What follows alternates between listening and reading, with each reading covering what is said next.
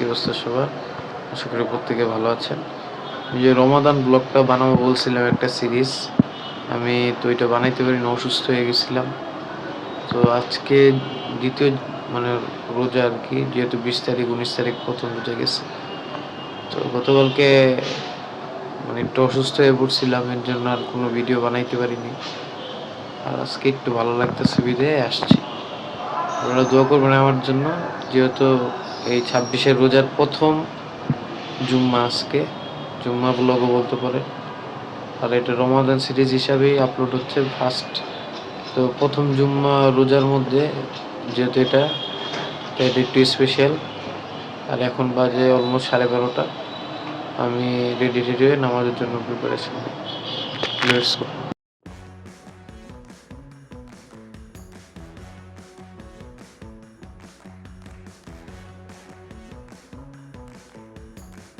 তো গাইজ, এটা হলো আমার ফাইনাল লুক নামাজে যাওয়ার জন্যে।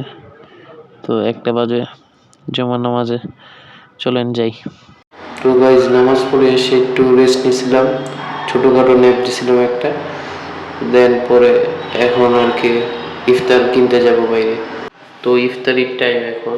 বাবার নির্দেশ হলো ইফতারের সময় কোনো কথা বলা যাবে না, চুপচাপ দোয়া করতে হবে।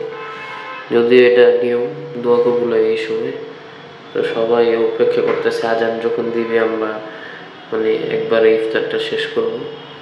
তো বসে রয়েছে অলরেডি আমরা, এখন জাস্ট আজানের অপেক্ষায় আছি। তো মুনাজাত শেষ, আজান দিয়ে দিছে, এখন ফাইনালি ইফতার করব। তো গাইজ, ফাইনালি ইফতার শেষ, এখন মাগরিব নামাজ পড়তে হবে। এখন ইফতারের পরে সবচেয়ে বেশি ঝামেলা যেটা, শরীর ছাইড়া দেয় আর কি। সারাদিন রোজা না রেখে যে একটু কষ্ট, ইফতারের পরে শরীর পুরা 90% পুরো টায়ার্ড হয়ে যায়। তারপরেও তো কিছু করার নেই, নামাজ পড়তে হবে, কারণ রোজা 1 ফরজ আর নামাজে 17 ফরজ।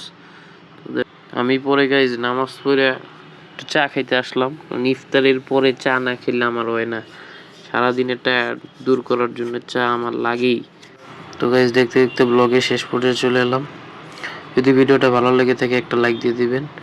আর স্পেশাল কিছুই ছিল না, যেহেতু রমাদান ব্লগ। ভালো থাকবেন।